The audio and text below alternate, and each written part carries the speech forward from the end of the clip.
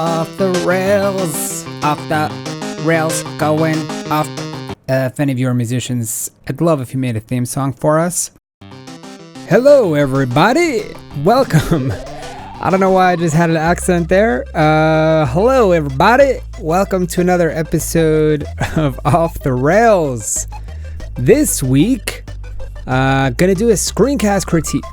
And I'm just curious, for those of you that would rather see more of these, I actually thought in the beginning, 35 episodes ago, is it 35? That this Off the Rails series would be a bit of a mix of screencast critiques and some news, just some behind the scenes, general 50 frames news, like, hey, you know, here's an update of what's going on here or there, and the occasional in-depth photography technique, Photoshop, editing software, general mini tutorials, if you will, based on questions that you guys had.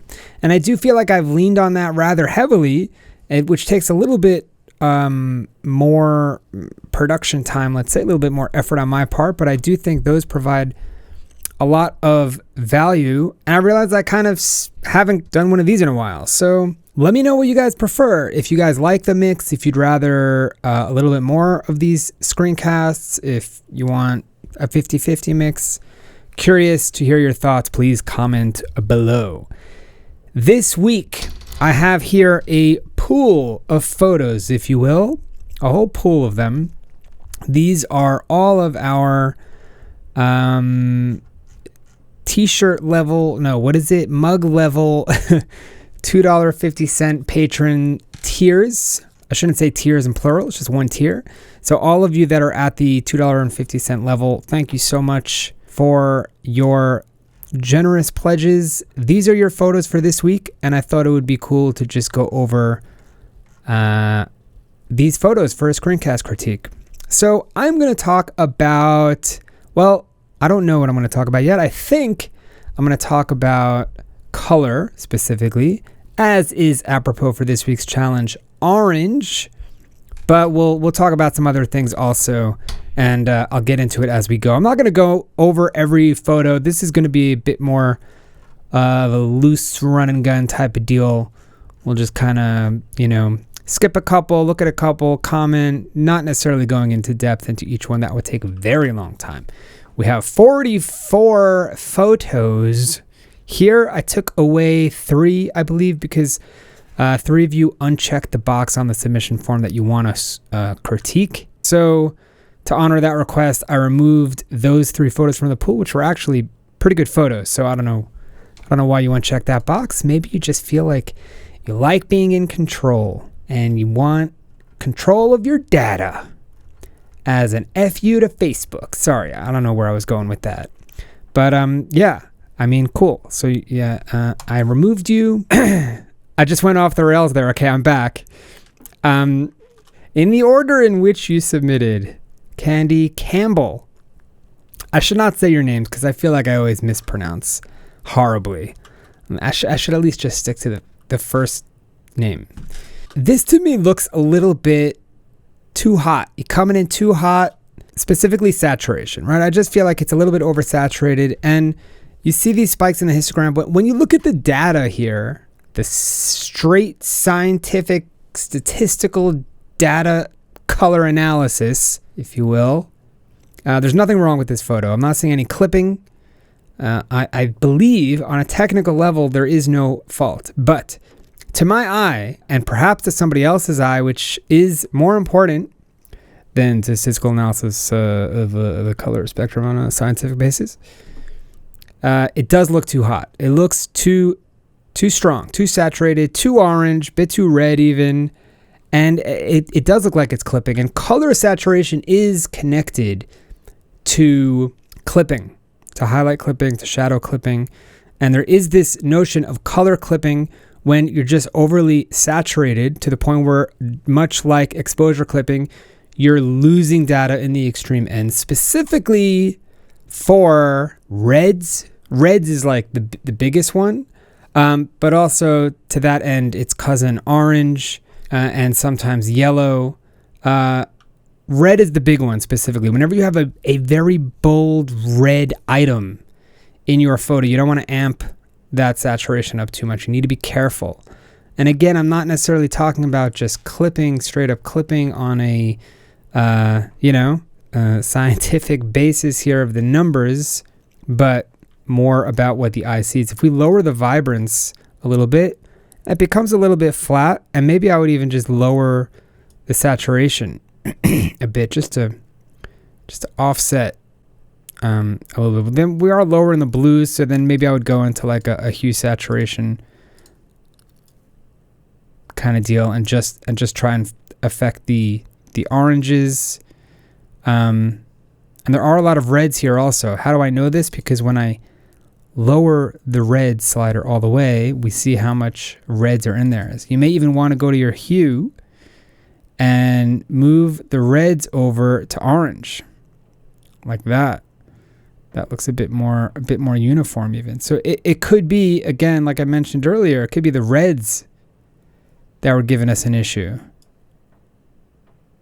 Could move the orange a little bit away from red also.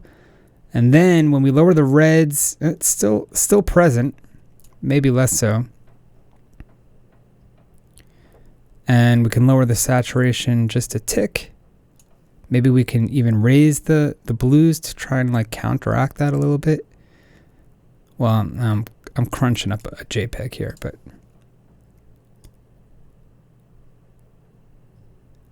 all right. I've been looking at this a little bit too long, so now my eye can't tell. A good thing to do is to just kind of look elsewhere, or like move along, or like get up and do something for 2 minutes and then come back down, sit back down and see the image again. But we'll look at it before and after. And yeah, I mean, I may have done a little bit too much. Like this is a little bit too flat, and maybe a little bit too orange, for what was the reality. But I think it was the reds that were bringing you down.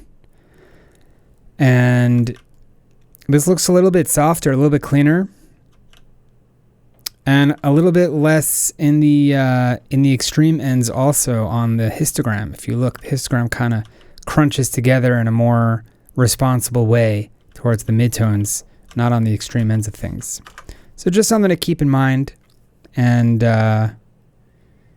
tweak as needed. Mr. Bill. Also a little bit red if I'm looking at it. Let's see. Let's go to our saturation. Yeah. Let's see if we move our red hue. Do you guys like how I say hue? Yeah, so if we move our red over, so that's a bit more orange. And then you can go to the saturation and like, each slider will affect the other. Maybe this will be a lesson in the HSL modal, because that's a nice one, and I personally don't play with it enough, but it's a good one. You really can dig deep into a photo and edit in really strong way to really make it pop without actually like getting into brushes and getting so specific. It's very powerful little sliders. We'll just look at it before and after, see if I ruined your image. Yeah, I think I made it more orange. How about that? Why don't you look at the challenge page next time, Mr. Bill? Huh? This wasn't Red Week, man. I'm just joking. I love you, Mr. Bill. We all love you. This is an amazing photo by Kathy, and I will not try and pronounce Kathy's last name. You're welcome. See, I'm learning. Interestingly, and maybe this is why I was in like my subconscious, I was going through these photos just before the screencast, and this one specifically, I was playing with the HSL sliders. So maybe that's why I was like, oh, let's play with the HSL sliders for everything now. Wasn't my intention, but this is off the rail, so we could do whatever we want. This specifically, first of all, there's nothing really wrong with this image. I think it's lovely. I also really like the crop, even though we're not seeing this whole butterfly. I like that you have the antennas in frame. They're not in focus, but there's only so much you could do when you're in such an extreme macro like this. Really nice detail, really nice colors. What was bothering me is that when I look at this photo, and I know there's orange in this butterfly, it is quite orange, but what I see is a lot of yellow. I see a little bit of green, I see mostly yellow, and I see a little bit of orange. So perhaps for this week's task, we could manipulate a little bit, at least just for, experimental play, if you will, to see what happens if we were to tweak these colors. So again, I would go to the hue, and instead of the red slider now, I'll go to the yellow slider and move this one over to the left towards orange. And now we see like a totally different image. This does kind of scream orange. And now maybe it's too much, so we can move it over a tick and just kind of have that in the middle. And if we then went to our saturation and amped up the orange, maybe that could look cool. And let's play a little bit with the luminance slider, because this is a lot of fun as well. Instead of affecting the hue of the color or the saturation of each color channel, this is just saying for each color to make it lighter or darker, what fancy people call luminance. So the oranges, let's say, if I move this all the way down, everything that's orange in the image is going to get darker. And if I move it all the way up, everything that's orange in the image is going to get much brighter. This is actually a great hack when you're shooting like a family portrait, like a group shot of people, and you just want a quick fix to see everyone's faces a little bit better. You just got to move like the orange and the red up a tick in the luminance, and naturally the skin tones will rise. It's a bit quick and dirty, but that's a nice way of lifting those specific colors. For this, I think I would just want to create a little bit more contrast. So maybe this background here, if we go to hue and we bring the greens maybe away from yellow, a little bit more green, or try and make it even in a little bit in the blue spectrum, try and get a little bit of a complementary color action. It's not really happening, but let's just play with each slider and see what happens. Well, orange we don't want to touch, and then red, we can move that a little bit away from that darker red, a little bit more towards the orange spectrum. And this is cool. I'm like looking at it now, and I'm seeing like towards the right of each channel, that will bleed into the next channel. So towards the right of the red slider, you hit orange, somewhere in the orange. And then towards the right of the orange slider, you're hitting yellow, which is the next one. I never realized that. That's a pretty cool observatory. So what are we talking about? Luminance. Now we're going to take the green and we'll bring it down. And look what we got here. We got now suddenly a nice darker background for our lovely subject to pop. So I'm just going to play with these sliders a bit. Maybe we can up the yellow luminance a little bit, up obviously the orange, and red maybe we could even lower. And, I don't know if I overdid it. I'm just having fun here, but let's go to the before. This is, to me, it's a bit more yellow and a bit more, I'm not going to say flat. This is far from a flat image, but here, I think this is overdone on the orange saturation. So let's ease up on that, Mr. Adest. Bit too zealous there. Okay, for the sake of education, we'll move that all the way down so we could see. All right, let's see.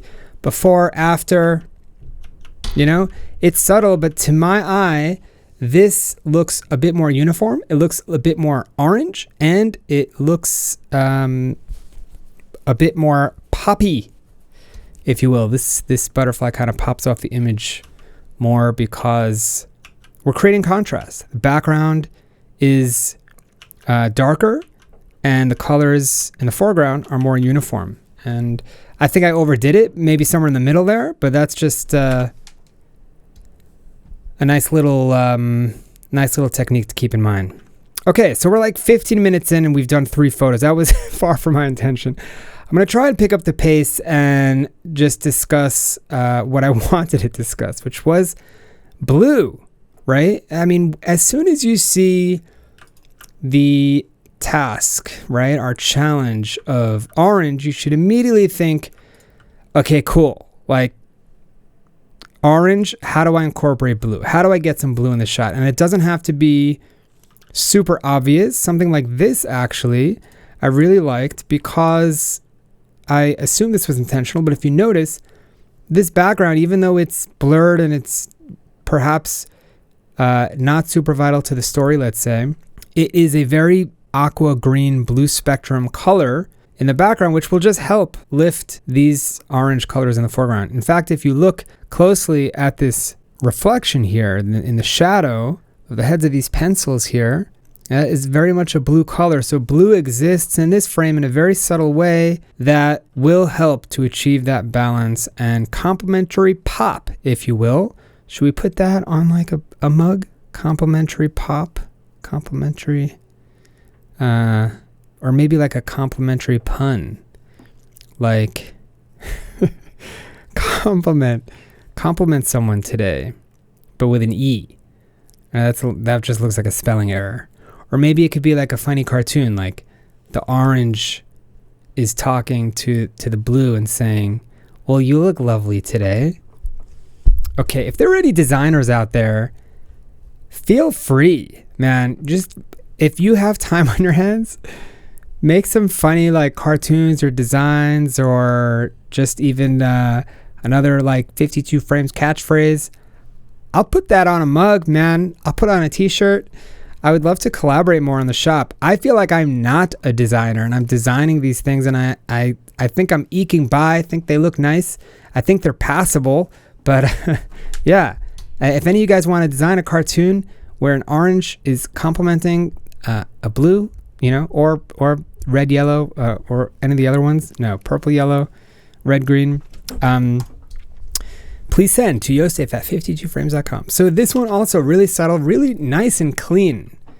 Nice and clean shot, and you just have complementary all over the place. The blue is very much present in this shot, which I think really helps to sell the orange in a subtle way. A really nice, clean, and subtle way. And also we have a darker background that makes everything else pop. If this was on a lighter background, it would kind of blend a little bit. Orange and blue. Orange and blue, you got to find the blue in this one. It's a little bit hidden there, but it's there nonetheless. So nothing wrong with this image, but I think it demands more when you don't have that complementary help. So for this, I'm noticing like the bike is a little bit too much in the shadow. We're losing the detail there. Why is there a pole here? Whereas if this pole was blue, let's say, then it may not even bother me that the pole is there. I'd be like, cool pole. Cool pole, guy. Way to put the pole in there. It really helps sell the image, That's a really cool shot. Nice action shot. What's your shutter? 1/1000. Very cool. So this obviously doesn't need a blue element in here. I think this is a beautiful frame as is. But we do often see frames like this where there is some blue in the mix, in the shadows usually. Like if I took this may be a stupid edit, but if I took a gradient mask, something like that, and it looks like super purple. It's more for like sunset type of vibes. This isn't really doing it justice, but you will see that, and there is, I think, a nice element to that. And this one we covered. This one this one is great. I don't think this needs a complementary. I'm not saying you need a complementary color. I felt the need to point out some of the standouts that include it and discuss why it helps. This is a really cool shot. I'll give you guys a few seconds to figure out what we're looking at. It is the bottom of a grater. I was going to say cheese grater, but it's not really a cheese grater. You could grate all kinds of things. I've been using this torture machine because I always feel like I'm about to slice my fingers off. I've been using it to shred cabbage and carrots and onion, because we've been making some Thai curry kraut, some homemade fermented kraut. Shout out to all you fermenters out there. What? That was one of the weirder things I've ever said. Comment below if you ferment. I'd love to hear your stories. And please help me. How do I weight my stuff? I'm having difficulty weighting my stuff. It just keeps floating, and I'm using plastic bags. and I kind of want to buy weight, but I don't think I have the standard mason jars. How do you know what size glass weights to buy? So if you're a fermenter, comment below. This is also a really nice image, and we have like a hint of blue. It's not super apparent, but it's there, and I think that really helps to sell this this orange. Well, it's a little bit yellow to me, but you get the idea. Really nice shots, you 250ers. We're gonna wrap this up. Boom, Tamar, you nailed it.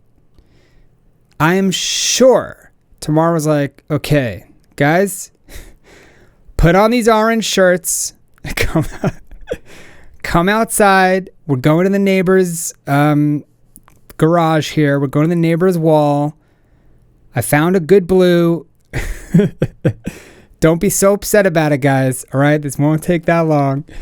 And boom, there you go. You got some complementary color. I would have maybe shot them head on. I don't know what these lines are really doing for me compositionally. I think it could have been cool for them to be just like a straight on like mugshot kind of thing with this as the background. Maybe seeing their whole bodies. That could have added some interest. Maybe a full orange bodysuit would have been cool as well. I don't know if that would have made him any happier, but well done, Tamar. That's beautiful. This is beautiful, and this also I want to point out is, why are we getting that pop here, right? There's no blue. It's not a color pop, if you will. It's a contrast pop, and not a color contrast, but a light and dark contrast. Our background is super dark. Look at that. Look at that contrast, and that is what's creating the pop. And we see right here, the lighter elements are just going to come off the page because our eyes are able to perceive that depth and that difference, which enables the foreground subject, ideally our main subject, to quote unquote pop. I really don't like saying pop, and I say it all the time. And it like bothers me. I don't know why it bothers me. I think it's just very cliche. Like, how to make your photos pop. Like, what does that mean, pop? But okay, I'll apologize. Great example. I would have maybe moved up. I mean, I get that we're seeing the reflection, but the reflection actually is exposed properly and looks more in focus. And then your actual orange is actually not so in focus and a bit too overexposed. I would have done the opposite. I would have lowered the exposure in general. Get the real life in focus, unless you flipped it. Whoa, wait a second. Is this flipped? I don't even know what I'm looking at anymore. I don't know what to believe. But yeah, generally you want like, in like a product shot, you want like a little bit of reflection. We want a hint of reflection. If you look at any like wine bottle product photography, you'll see like a little bit of a reflection on the bottom, and then you want a lot of space on top so we could actually feel the product. I did have what to say about these, but I don't want this to get too long. This is a really beautiful shot. Also creating contrast by kind of darkening the background here a bit in a subtle way. Could be a vignette, a little bit too vignette-y, but the concept is sound nonetheless, and that enables our main subject to be the brightest part of the image. Okay, this last one. This is nice, like very subtle blue in here. It's there. Fire, the first complementary color that ever existed. So this one actually I was playing with before, so I'll just end on this one specifically with, you guessed it, the HSL sliders. Maybe I should call this off the rails, how to use HSL sliders. I'll have to think about that. To me, this looks A, overexposed. B, like, yeah, I see the shoes are orange, but they're not like super orange. Like for this, they should be orange. And 3, you do have a cool-ish tone, or at least a bit of a desaturated look to the rest of the image. I would enhance that and make that even cooler to, again, try and make that orange pop. So we'll go to hue and we'll go to our orange. we're not going to touch it, right? Because we don't want to mess with the orange. We don't want to make it red or yellow. I'm going to show you that in a second. I'm going to make it even cooler. But we'll go to the yellow and we'll move that all the way to the left. So now it's truly orange, right? And the reds will move all the way to the right. See, remember what I said? When you move a slider on the channel all the way to the right, you're moving it into the spectrum of the slider underneath it, which is really cool. So by moving the red to the right, I'm kind of bringing that into the orange sector. And by moving the yellow to the left, I'm moving that also to the orange sector. By keeping the orange in the middle, yeah, keeping it orange. And then we'll want to saturate it. So we'll go to saturation and just amp that up. That already looks much nicer. I just wanted to show you, like, if we take the orange now it's a more pure orange. So if we take what's now, this channel is affecting everything that's orange, but because we move these other sliders, we have a lot more in this slider. So if you move it left, it's really going to turn red. And those are now red shoes. And if we turn it right, it's really going to be yellow, which is kind of crazy because this is just one slider in Photoshop, Lightroom, Bridge, wherever you're using this. And it's super powerful. I would just lower exposure in general. I think that's just what the scene, how it looks good to me. And then I would try and make this blue. So how do we make the res blue? Well, maybe we can up the saturation of the blue. See, like, there is blue present there. It does look desaturated, but to my eye, I did see blue, and you see that when you raise the saturation. So we don't have to do that much. Just do a little bit. We can also then darken just the blues or brighten it up. Yeah, you can really play around with it. I think I'll darken it a little bit. How do we make it more blue? We could go to split toning and then just choose our shadows here, because the shoes are like very much in the highlights, so we're not going to affect that really. That looks like a cool one. Then we'll just bring that up just slightly. All right, well, that was fun. Here's a before. Here's an after.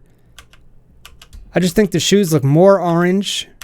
Again, like pretty much staying true to life and making everything else a very stylized blue. This is, I think, a bit more into artsy, like editing territory. This isn't necessarily an authentic representation of what was in real life, but what is anyways today. So, have fun. Okay. Thank you, Daria, 752. Daria, you said, you wrote, in San Francisco, the street names are stamped in sidewalks at every street corner. This started after the 1906 earthquake, so first responders could find the street names if the signs fell or burnt down. Wow, that's a great factoid. I decided to put on my orange Chuck Taylors and snap a foot selfie at the corner of 24th and Orange in the Mission. Wow. Daria, you're cool. I like that. Your title is Orange Chucks. You're definitely cooler than I am. So, hope you guys enjoyed that. I know I asked you for a lot of things in the comment section, so this comment section should really be bumping this week. Hope you guys enjoyed this off the rails episode. You'll excuse my passive aggressiveness, general aggressiveness, or general passiveness in general. And until next week, happy shooting. Bye, everybody.